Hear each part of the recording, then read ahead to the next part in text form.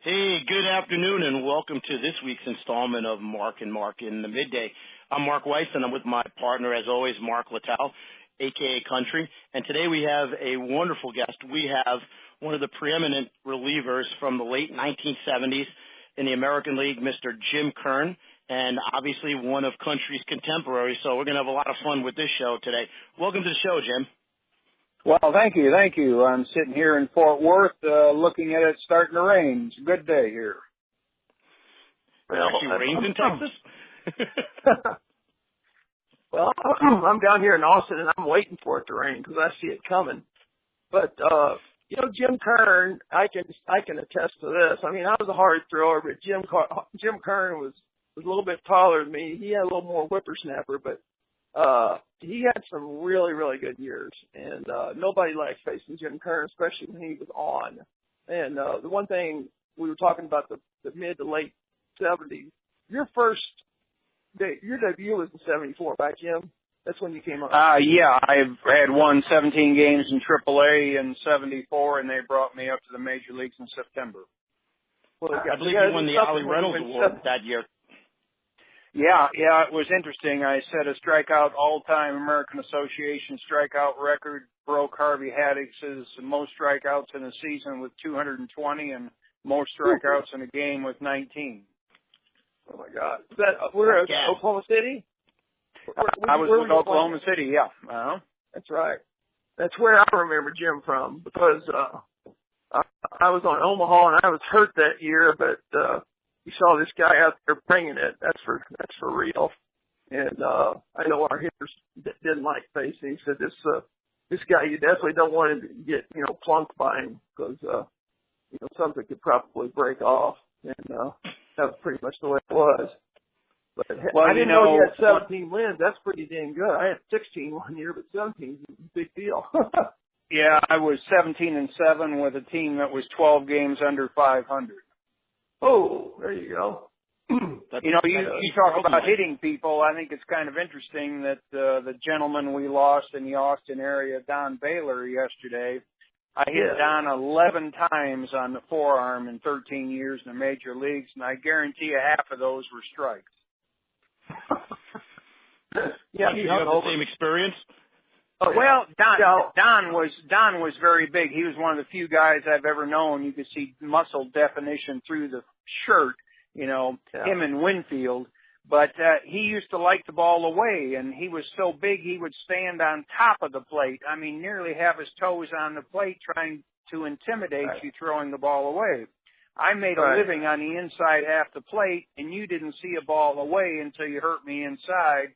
And, I hit Don 11 times on the forearm. He'd run to first base, wouldn't look at me, take his gloves off, and take his lead, and I'd think to myself, damn, you could at least rub it. Yeah, I heard an expression. Someone said, a quote, that when Don Baylor got hit by the baseball hurt. Yeah, I'll agree with you, too. Don Baylor reminds me of Richie Allen, because I was around Richie Allen. I just saw him up close one time, and he wore those great big old long sleeve shirts, and he just scared the hell out of the pitchers, and just sitting there looking at those big old forearms. But Baylor, I got a story about him. We were out in Oakland, and we were trying to win that division out there in '76 for the first year, and Dennis Leonard drilled him in the arm, and all of a sudden he gets pissed off because he knocked him down, or he gave him a little chin music first pitch, and second pitch he hit him. And I don't know if he meant to or not, but Buck Martinez was trying to hold on to his leg, and he just slung Buck off like he was a fly. And he was a big boy. There's no doubt about that. Yeah, he was. He reminded me a lot of Rico Cardi, too, the big man. Rico was the same thing, had forearms, looked like he'd been turning wrenches on bulldozers all his life. Now, here's the thing I know, and I know this for a fact. When you throw hard and you got pretty good slider and breaking ball and you're striking out people, every once in a while, guys like us, once in a while, get a ball hit back up the middle. How many times have you had a ball hit back up the middle that came real close to not hit you? Let's see. I've got 2 spots on my upper lip where they broke my mustache twice. I've got a broken eye socket, a broken cheekbone, and 2 broken noses over the years. That's probably a record in itself right there for a pitcher. That's material. I didn't have good hands. I usually caught the ball and occasionally in the glove. Well, I know one thing, I got this Nutty Buddy thing out, Jim, and so MLB called me and they said, well, can you make some kind of, thing for a pitcher? I said, no. I said, it bothered the hell out of all of us if you tried to wear anything like that, and you don't get hit on the top of the head anyway. You get hit in the front and the sides. So, that's the way it is. The ball's coming back at, 105, 110 miles an hour, and you're releasing out there at 54 feet, and that's connecting out there. It's an aspirin tablet. You just don't even see it. It's a blur. That's all it is. No, really. And, a good percentage of the line drives, you waved at them, but then you realized it was at second base by the time you waved at it. You had a few guys like Harvey Haddix and Ferguson Jenkins that you could shoot a 30-06 at them and they'd catch it and stuff it behind their back before it got them. I mean, they were unreal. I basically had the reflexes of a 60-year-old woman, and you occasionally wore the baseball instead of catching it. Mm-hmm. Yeah, for sure. Well, I thought, how many teams were you 5 or 6, was it? I'm sorry? Were you with 5 or 6 teams? Well, I was with 5 different teams, Cleveland twice. Cleveland twice? Right. Yeah, they kept telling me I was too valuable to keep. That's for sure. Well, you started out in Cleveland and rose through the ranks, and then by the time you established yourself, you had a great season in '76 and threw over 100 and almost 120 innings, and you were on your way to becoming one of the top relievers in the league. How did you go from being a starter to a reliever, because you were a starter in the minors, and obviously back then relief specialists weren't treated the same way they are today? Well, basically, I spent 7 years in the minor leagues and got to the bigs in '74 and then '75, tore a muscle in my rotor cuff, sat out most of the year, and then '76 I was on my 4th option. Actually, I was out of options in '76, and so I came to spring training. They didn't think I could throw, and I had been throwing. That was one of our strike years. And I had been throwing in California at my in-laws' place for about 3 months and probably had already thrown 50 or 60 innings to a high school team playing assistant coach. And so I was ready. And in spring training that year, I threw 26 innings and gave up 1 run. And so I was the 10th person on the staff when we went to Cleveland. And I was a starter, but they didn't know what to do with me. They had their, a full list of, your basic Cleveland mediocre starters.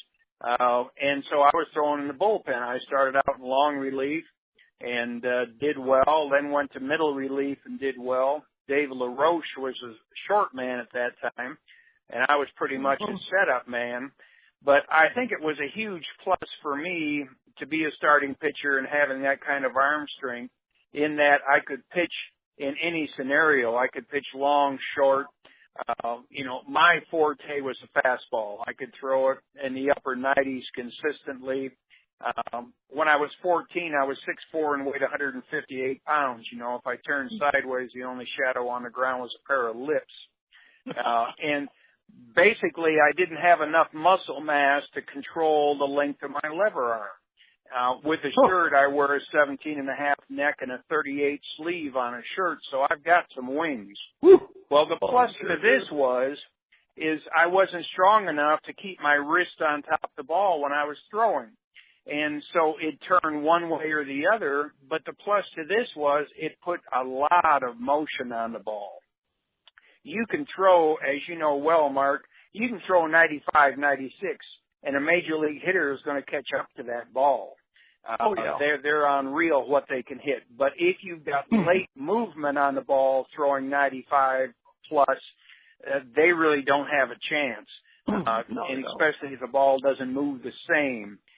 That's the most important thing to me more than speed is movement on the ball. And so I could throw 2 innings or I could throw 8 innings. So I augmented LaRoche well. I think Dave was 1-4 with like 25 saves. I was 10-3 with 17 saves. We were named best relief duo in the history of the Cleveland Indians that year. Then the next year was the first year of total free agency. They got rid of Dave and kept me and made me short man. But our idea of short man in the 70s wasn't 2/3 of an inning. You look at 1979 in Texas, I had 71 appearances and 143 innings. So totally different scenario than what you've got today. Back in that time frame, we had to come in 9th inning with a tying man on deck to get a save. Well, they changed that in the 80s where the tying man, you still come in the 6th or 7th inning as a relief pitcher, and to get a save, the tying man has to be on deck. But for a relief pitcher to start the 9th inning, the tying man can be in the hole. I mean, all they did is try to enhance the numbers of saves to draw more interest. They wanted that 50, 40, 50 save guy instead of the 20, 30, and it really jilted the numbers. Back in our time frame, if somebody had 30 saves, they had an awesome year. And like I said, I had 29 saves, 71 appearances, and 143 innings. Now if somebody's got 71 appearances, they may have 60, 65 innings, and very possibly can have 50 saves. That's exactly right. Yeah. I was just looking at some of my stats the other night. They had 43 appearances, 38 innings. And good grief. I mean, that's just kind of like just us playing catch, actually, every day. Something like that. You're not even talking about the lefty specialists, the guys who might have 70 appearances and throw 25 innings because they face one batter and they're done. That's what we call the tricky left-hander. Yes. They trick someone to give them a contract. that was our Steve Bengori, you know. Yeah, well, or Rick Honeycutt. Nothing against Rick. He had a good long career, but his last 8-10 years, he was a one-pitch specialist to a left-hander and got him out and stayed in the league forever. I think Jesse Orozco stuck around the same way. Yep, exactly. Now, Jim, Cleveland. I just want to talk about Cleveland. When you guys reported to spring training with, I guess Cleveland had been down for so long, were there hopes for a pennant, or was it just like guys working, out to get their next best contract or move on to someplace else? What was the mindset? Well, in the early 70s in Cleveland, we were never out of the pennant race until at least late May, And so it was, Cleveland basically at that time was owned by Ted Bonda and a group of investors, and we were pretty much a write-off. Tax write-off for them. But, I mean, after you spend 7 years in the minor leagues, Cleveland looked real good to me. People coming from New York like Fritz Peterson and such, coming from New York you were sentenced to Cleveland. You weren't traded to Cleveland. The people had a pretty good attitude up front.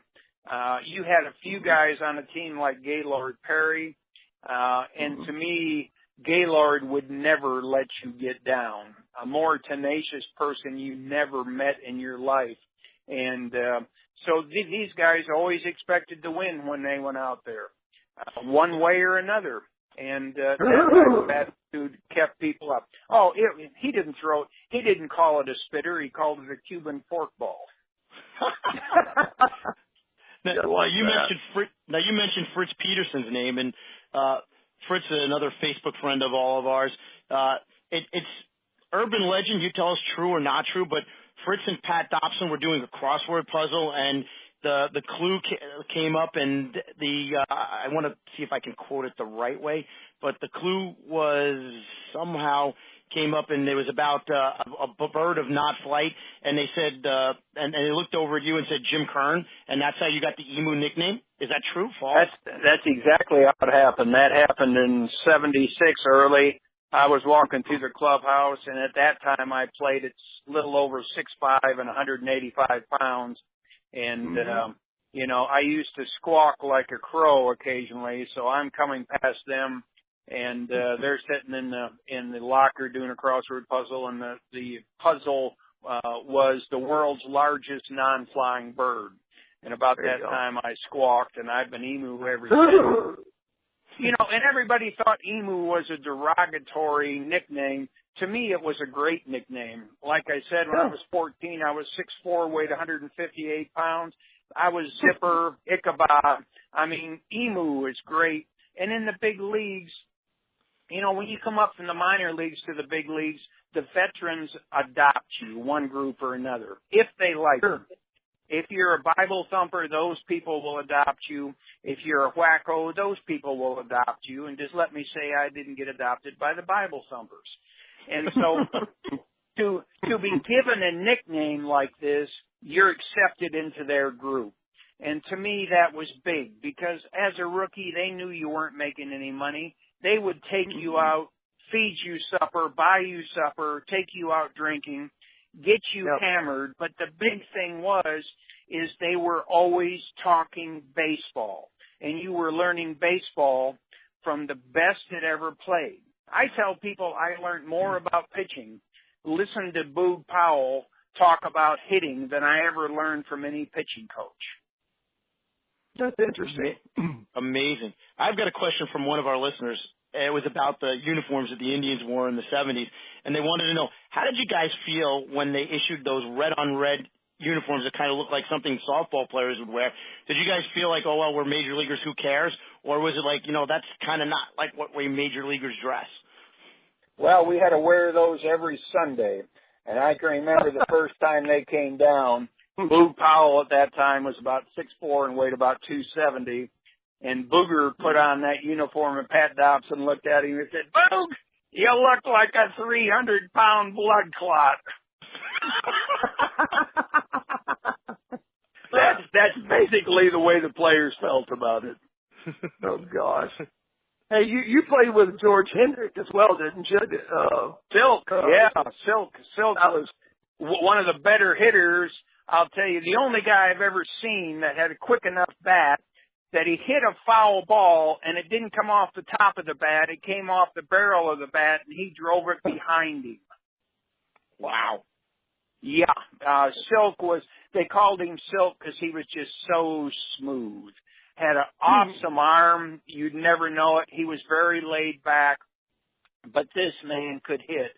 Swung an M110 bat, you know, long and thin, get a lot of whip into it.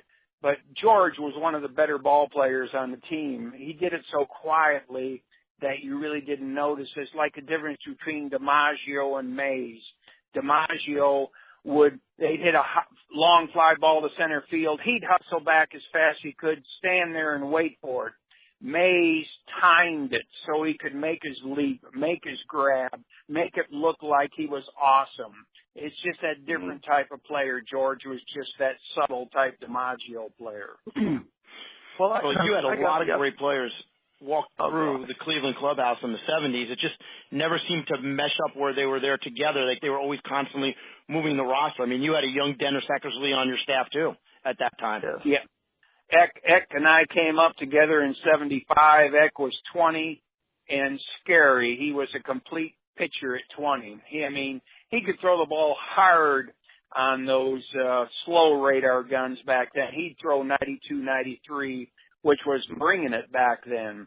I think the average major league fastball was around 87, 88 on the guns at that time. And then he had this slider. It didn't break big, but it broke real late, real quick, and he could dot the eye with it. And Eck was just aggressive.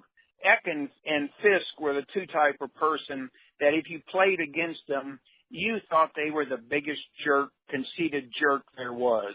When you played with them, you realized they were some of the nicest guys in the game. It's just that very confident, very strong approach that gave you the impression that they were very arrogant. But Eck was a complete ball player when he hit the major leagues at 20. And then Cleveland deals him to Boston. Yeah, they gave him to Boston, but with Cleveland, you know, what we always used to say, if they had somebody with talent, they traded them for two people that didn't have any. You know, it was just kind of, like I said, in that era, I really think Cleveland was a tax write-off for Ted Bonda and the owners. I mean, that's not bad. You just have to realize that when you go in that, you know, that's just the way it is. Well, it was like and then you work yourself up into a position. I would say then you work yourself up into a position where you were the guy with talent and you wind up in Texas. Yeah, and Texas is the place. If I could have picked any place I wanted to go, it would have been Texas. To me, there was only two ballparks in the American League at that time where the fans, if the opposing players would make a great play, the fans would give them a standing ovation. You know, in Yankee Stadium, you make a good play and they boo you. In Boston, to me, the epitome of baseball, and I know I'll get the New Yorkers mad, but to me, the epitome of baseball was a Sunday afternoon in Fenway Park. The fans were in close proximity to the players, where in New York they were a long ways away. You know, any other ballpark in the world during batting practice, the kids down at the side trying to get autographs. Sir, can I have an autograph? Can I have your autograph? In New York, it was, give me a ball, you bum. Give me a ball. You know, so right. It was just me like that. Yeah. You wanted to drill them. It was just a different feel, and the only two ballparks where the fans, like I said, would applaud a good play by the opposition was Boston and Texas. And I was a small town boy from Michigan. Going to Texas was like going to heaven. I've lived here ever since I got traded here in '78. This just fits me. Yeah. There's no doubt about that. I remember getting my only start of the year because I was bugging Whitey, and that was when I was closing out games. He said, I'll give you a start. And it was against Cleveland, in Cleveland. And Rico Carty, first time I go out there, I strike out the side with three, you know, closer mentality. The next time I go out there, Rico Carty, George Hendrick, both of them, one hits me in the right foot, one hits me in the left foot. That's about the fourth inning. And it was back-to-back. And, I mean, it hurt like hell, too, because it was line drives right off the tips of my toes. And Whitey knew I'd had enough, and he came out to the mound, and he said, hey, Country, what's going on? I said, well, I appreciate the start, but he said, my feet are just killing me right now. So, I can remember I started in A-ball in 1968, my first year in Rock Hill, South Carolina. And if you've ever seen Bull Durham with the barbed wire, with the chicken wire fences and such, this was Rock Hill, South Carolina in the 60s. And Pinky May was the manager. Pinky played third for Pittsburgh for years. His son Milton May caught for a long time in the major leagues. Pinky was about 5'7", 5'8", probably in his mid-60s at that time. I'm 19, first time away from home, you know, and I'm pitching about the third inning. I've got a good moving fastball. It's moving to left field and right field and dead center, you know. And we're down about 4 or 5 runs, and Pinky comes out to the mound. Even in South Carolina in the summer, he had this big old heavy coat on, hands in his pockets of his coat. We always assumed that so he wouldn't strangle us when he got there. Big old chew in his mouth, and he spit on the ground and says, Kearney, I got to take you out. And I looked at him and I said, but Pinky, I'm not tired. Pinky said, yeah, but the all different outfielders are. Yeah, 40 years later, I haven't got a comeback for that one. No, that's a good one. That's a good one. Now listen, I know you hunt, and you've been hunting all your life. You're from Michigan, so you shoot the big weapons, and you got, you know, your hunting outfit. And what's it called? The Amazing Emu? Your EMU outfitting, yes. Yeah, there you go. And so you've been all over the world. You're just not in this country. You were talking to me about Brazil or peacock bass and going up to Alaska and a bunch of places that you go. Just a whole bunch. I've managed lodges in Alaska, 180 air miles southwest of Anchorage in the middle of nowhere for 7 years down on Lake Iliamna. We would fish from early June until late September. and then we'd hunt brown bear, moose, caribou in late September and October. And then I've managed the American offices for two of the largest peacock bass fishing operations in Brazil. And they've made me go to the Amazon 34 times since 1997.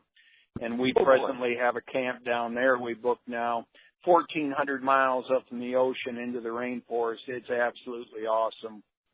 You know, these peacock bass are like playing with a 20-pound smallmouth.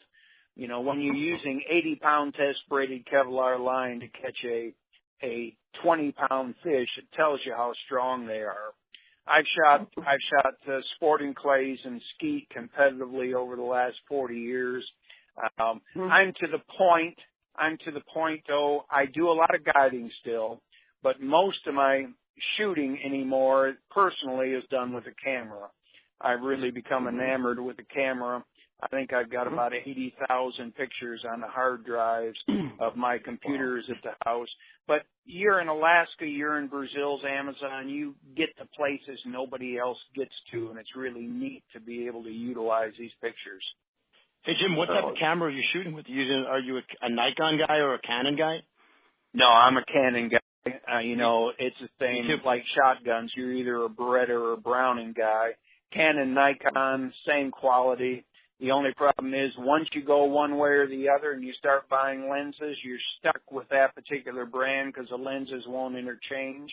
And so I shoot a Canon 7D for most of my stuff, a 5D for some of it.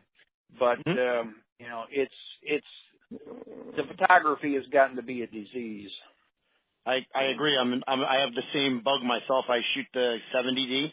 And I've got like a host of lenses. I can never go Nikon if I wanted to because I'm already vested with the lenses. But my passion is I go to major league games and I can sit in the upper deck and shoot pictures from up there. And I do little league games and stuff like that. I've never done the outdoors, and you know maybe that's my next place. I don't know. Well, I'll tell you the thing that fascinates me the most with photography is filming birds in flight. And it's easy to get a picture of a bird flying away from you, but to get that picture of a bird flying at you, and you've got to be prepared with a fast shutter speed, have enough depth of field so you can get its head and its tail both in focus at the same time. I really enjoy that. One thing a gentleman named Moose Peterson, a pretty famous photographer, taught me was that when you shoot like that, you shoot on servo on an auto drive, which allows the camera to focus every shot. With the 7D, I can shoot 10 frames a second. And so every one you shoot burst, because one of the 3 or 4 shots in the burst will be in better focus than the other ones. Absolutely. You have to go through a whole lot of pictures doing that. You get some awesome shots. I do the same thing when I'm shooting a major league hitter swinging because I've got to be at least 1/1000th or greater, otherwise they're fat blur and ball blur. And you get 1 or 2 out of the burst, but some of them are just either blurry because I shook the camera or blurry just because of motion. Yeah, it really is. I enjoy shooting hummingbirds because to stop their wings, you got to shoot about an 8,000th of a second. So it's really neat playing any place from a 3,000th to a 5,000th. So the head is still, but you get some motion out of the wings. I really enjoy that. Even in daylight, you probably have to bump your ISO up to 1600 at minimum. 16, or that's one thing I like about the 7D. I can bump it to 32 without getting much pixelation once I blow it up. That's true. Terry, when you go out real quick, when you go out hunting real quick, do you carry a gun when you fish out there in Alaska, a pistol, just in case? Yeah. When you were fishing with the bears in the summer, it's not unusual to have 1,000-pound brown bear fishing 50, 100 feet from you in the stream. They've got to eat 25 salmon a day to put on the weight they need to make it through the winter. So they really aren't interested in you. Just stay out of their way and do not get between a sow and its cubs, and you're in pretty good shape. And we do carry pistols. We've never had to shoot a bear in 30 years. I've had some mock charges, which will bring your heart into your throat. But they may be 50 feet away and charge you for 20 yards, and then they look at you and kind of smile like, you know, and you're sitting there having a heart attack.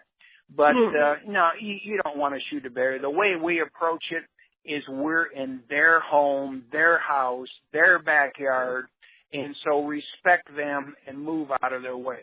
Yeah, I carry a cannon with me when I'm there. I carry a 454 Casull is made for shooting engine blocks of cars to stop them. But you know, my clients will say, "Is that gun for the bears?" And I go, "No, that gun's for me." If the bear is going to charge me, I'm not going to shoot him. I'm going to shoot me. Real quick, Joe, let's go to the other end of the earth here. Let's go down to Brazil. How many snakes have you seen that are coming after you? I'm sorry? How about snakes down there in Brazil? Oh, well, you know, in snakes in Brazil, I really haven't had trouble with. We're usually fishing in lagoons that have fairly steep sides. Your anacondas and such are in swampy areas. You find if you take a walk in the rainforest, you better pay attention because you've got bush masters and furty lances and some nasty stuff. I've been bit twice here in Texas over the years, once by a copperhead and once by a rattlesnake. Spring turkey hunting down here, they're just coming out of the dens, and do not have a good sense of humor. And the ones that let you walk past them and then rattle are the ones that scare you. Sure, I can imagine. Well, doggone snakes. No, I don't either. I hate what I was going to say? I was going to say we've probably got to our time, which is a shame because we haven't even talked about the magnificent 79 season and the rest of your career. Jim, could we get you back on the show in a couple of weeks if you're free? No problem. Sounds good. Just give me a call. I'll be more and sit here and talk about old days. And, you know, the good old days are something awesome. People ask me what it was like to play Major League Baseball, and I simply tell them, you wouldn't believe it if I told you. Yeah, that's right. Well, we just loved hearing about it. Well, at least I do. I know my partner lived it, but certainly I love hearing about it, being a fan. My favorite era, obviously, is the late 60s to the mid-80s, and so that's my era of baseball that I love. So I'm going to throw it to the closer, and actually we have two closers today, but I'll throw it to the closer who's the co-host of the show to close us out. Doggone it. This is the way we close it out here. You throw peas at the knees, no pies in the eyes, no wall balls, and you'll be just fine.